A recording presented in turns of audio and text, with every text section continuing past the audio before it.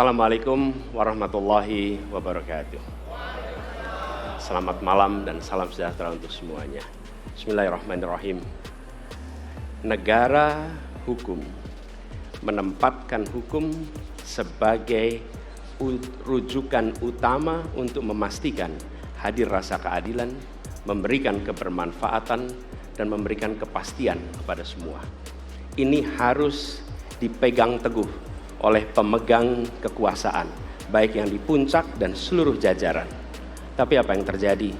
Banyak aturan ditekuk sesuai dengan kepentingan yang sedang memegang kekuasaan. Apakah ini akan diteruskan? Tidak.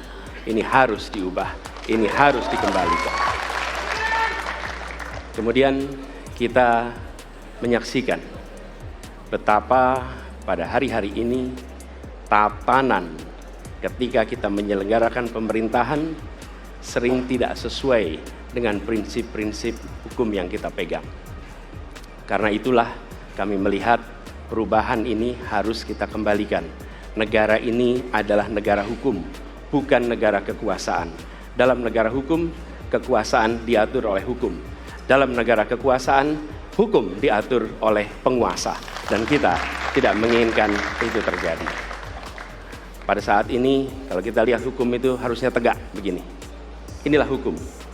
Dalam kenyataannya, dia bengkok. Dia tajam ke bawah, dia tumpul ke atas. Dan kondisi ini tidak boleh didiamkan, tidak boleh dibiarkan, dan harus berubah. Karena itu kita mendorong perubahan. Mengembalikan hukum menjadi tegak kepada semuanya.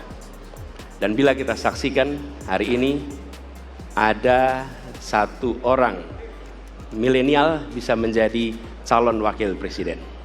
Tetapi ada ribuan milenial, generasi Z, yang peduli pada anak-anak bangsa, yang peduli pada mereka yang termarginalkan. Ketika mereka mengungkapkan pendapat, ketika mereka mengkritik pemerintah, justru mereka sering dihadapi dengan kekerasan, dihadapi dengan benturan, dan bahkan gas air mata. Apakah kondisi ini akan dibiarkan? Tidak, kita harus lakukan perubahan. Oleh karena itu, kami memperhatikan ini sebagai hal-hal yang mendasar.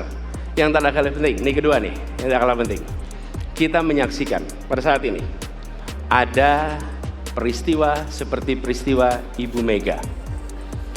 Ibu Mega Suryani Dewi, seorang ibu rumah tangga yang mengalami kekerasan rumah tangga, lapor pada negara, tidak diperhatikan, dan dia meninggal korban kekerasan. Apakah akan dibiarkan? Tidak, ini harus diubah.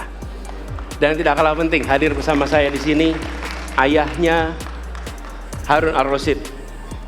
Harun Ar-Rasyid adalah anak yang meninggal, pendukung Pak Prabowo di Pilpres 2019 yang menuntut keadilan pada saat itu. Protes hasil pemilu. Apa yang terjadi? Dia tewas sampai dengan hari ini tidak ada kejelasan. Apakah ini akan dibiarkan? Tidak, ini harus diubah. Karena itu, kami mendedikasikan diri, hadir untuk memberikan komitmen bahwa dari puncak sampai ke bawah, kami akan tegakkan hukum pada siapa saja. Kami kembalikan marwah kehidupan bernegara yang menempatkan hukum sebagai tempat yang paling tinggi. Dan ketentuan itu berlaku kepada semua, termasuk ketika menyangkut urusan ASN, menyangkut urusan TNI dan Polri.